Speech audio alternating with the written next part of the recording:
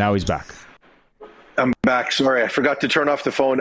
It's been the obvious storyline is whether or not Winnipeg's going to be able to run the football, right? Like they always want to host a West final, and previously against BC that wasn't good against the run. Like Brady Oliveira had the ability to take games over, but he hasn't done that against a Saskatchewan front that is so good against the run. Like Micah Johnson has turned back the clock on his career. The guy's playing awesome. That front seven, front six has done such a good job. Weather's not going to be a factor, so there might not be the premium on it. And when you look at the 3 games this year, Brady Oliveira hasn't had more than 50 yards, right? So, can they get Oliveira involved different ways of getting him out of the backfield? I'm sure they'll try. Zach Caleros has run the ball more than he has, I think since 2014, like his big MVP year or almost MVP year before he got hurt, kind of his breakout season. So I just think that, can Winnipeg find a way to establish that is the storyline for me. And then, if you look at the other side of it, can Saskatchewan take the ball away like they've done against everybody, right? Like 25 interceptions, plus 26 in the turnover margin during the regular season. And then you've got Winnipeg. So you look on the surface and you can see Caleros has had 15 interceptions this year, second in the league, but he's only had 2 since Labor Day, right? So can he continue that trend, or will the Riders find a way to take the ball away, the obsession with possession, like Corey Mace likes to call it? Hey, Farhan, along that lines, interesting when the rosters came out today, obviously the Riders losing Reed is a big deal on the O-line, but it allowed some flexibility to add Lanier to the D-line. 8 defensive linemen on the roster for the Riders, only 6 for Winnipeg, which surprised me in a game that I think is going to be battled on the line. Do you think that has some type of advantage once you get into that fourth quarter? Yeah, to a point. Like depending on how comfortable you are in your rotations, I've seen the Lions dress 8 and 9 defensive linemen at some point. Not as good as Saskatchewan's, mind you, but it doesn't always play out. Some teams just prefer to get certain guys into a groove, like the Bombers do with Willie Jefferson and and things of that nature. So does it help not having Micah Johnson in a game for half a game? I don't think so, right? I don't know that you want to necessarily lean into that rotation that deeply, but so much of it comes down to what you do on first down, because that determines the packages you're forced to play on second down based on the situation. So look, Lanier's a really good football player. So to get him in the game is a positive thing. But I do wonder about what that offensive line is going to look like in Saskatchewan.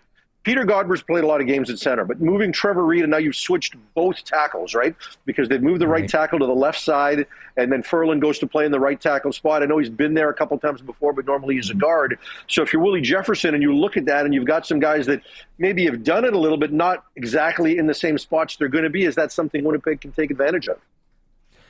Do you think we see somewhat the same game plan that the Riders went as far, and I know different teams, you scheme different, you pivot different quickly. Do we see Armstead running the ball maybe a little bit more than we did against BC?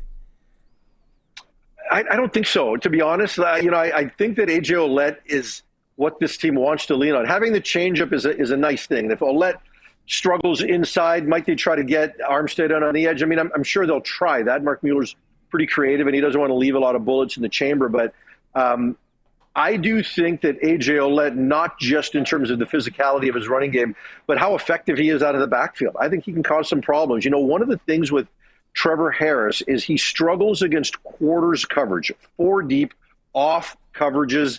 And the Bombers play that more than anybody else in the league. They play that like over 63% of the game. And if you go back since 2022, Trevor Harris is 5 touchdowns, 13 interceptions against quarters coverage. So when that happens and teams are playing off and you've got to get others involved, getting AJ Ouellette involved in the screen game and that kind of thing, and as a check down guy, I think he can be pretty effective.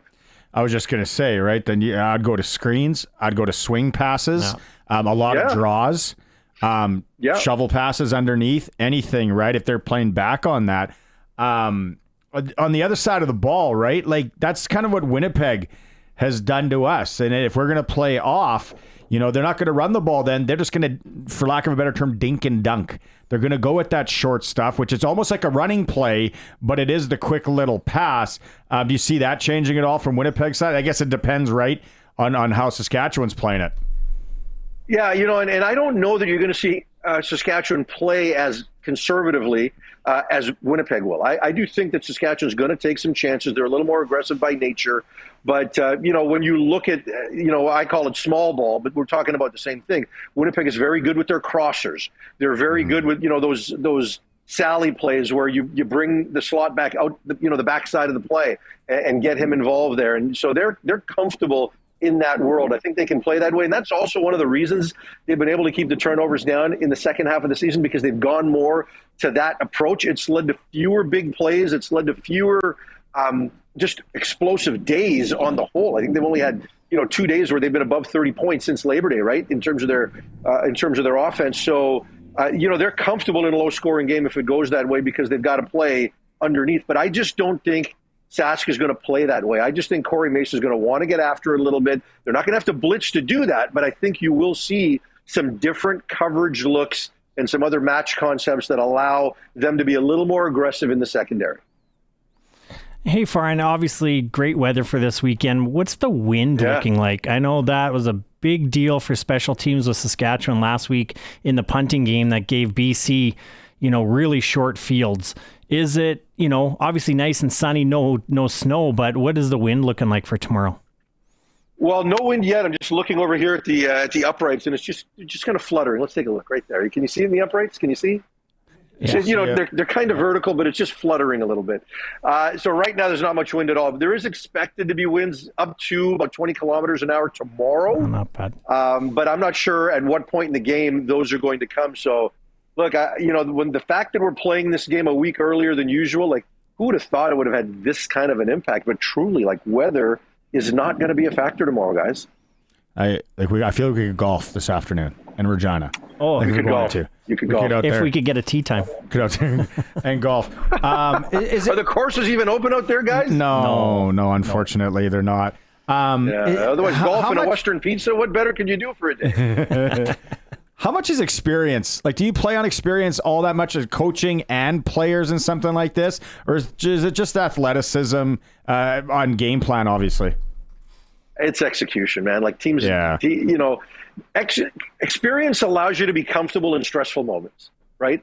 That's the biggest thing. I think that, if it gets down to the final 3 minutes of a 1-point game, can experience play a part in that moment? Sure, it could. But for the other 57 minutes, I'm not seeing that. And you just got to look at a team like Montreal last year. They got on a run late and they played their best football at the right time of year. That wasn't about experience that got them to that point. I mean, Cody Fajardo had never been in those moments. I mean, I know he hit the upright here, in Regina in a West Final a few years ago, but he can't lean on that. When you look at experience in this game, I'm not seeing it. I think Saskatchewan's got every bit of an opportunity to win this, despite the fact that they haven't had a ton of the guys in this moment.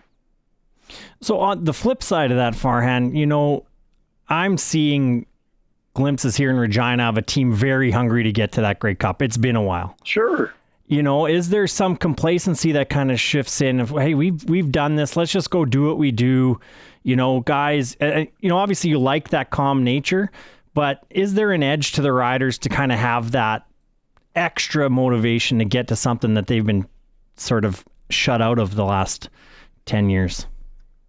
Yeah, I think there's probably a little bit of additional hunger there. But look, Winnipeg hasn't won it the last 2 years, right? So I think they draw on that as a level of motivation. And, it's funny how athletes manufacture motivation, because everybody, the wind just came up. Maybe that's going to be a factor. Cancel my tea time. Cancel the tea time. I don't know that you can want it more. Like Winnipeg, for example, has heard the narrative that nobody outside of Winnipeg wants this team to win. And that's true.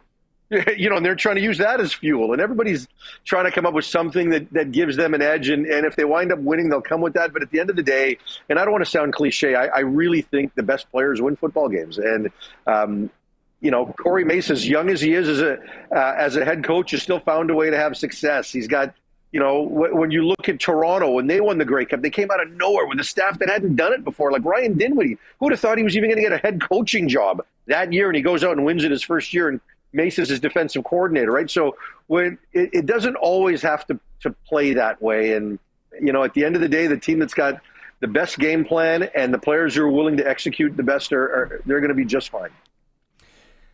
What do you think quickly on the other side? What happens in the East? I just think Toronto's offense is playing at an incredible level right now. And unless Chad Kelly has the game that he had last year where he just hands it to Montreal, I just don't see a way that Toronto's going to lose this game. I'd love to see Montreal win it because it will make for a better Grey Cup in terms of travel and, the number of fans that come and what our television ratings and things like that would look like. But I just think Toronto's offense. Wally Buono told me once, guys, defense doesn't win championships in this league. Offense wins championships. And Toronto has the best offense still playing right now. Okay, and then last thing, back to the Rider Bombers game. What would you set the line at? Because I know home field advantage, right? There's something to be said there that place is going to be loud. What is the line right now? I haven't even looked at it. That's why I'm asking. That's what I'm asking. What would you set the line at? Lalji's line is Bombers by 2, and I would take the Riders. Okay, yeah, I went 1.5. I thought it'd be 1.5, so I'll go 2. It's 3. Where I'm looking, they don't sponsor the program, so I'm not going to shout it out. 3.5, 3.5 for Bombers. So I'm hammering the Riders there all day long. Yeah, noise will matter, but Trevor Harris is experienced and he can handle it. Like I don't think Trevor's going to get rattled by the noise. All right, it's been a long day traveling for you. You're in Winnipeg. You're wearing blue, so that's. And you said you got to go find a tie. I won't tomorrow. Okay. I was going to say, I'm sure you could find a Winners there at Polo Park or a giant tiger. It is Winnipeg, and get a nice tie. There you go. Combo. Okay. Thanks, Farhan. Have a good one. Talk to you next week. See you, boys.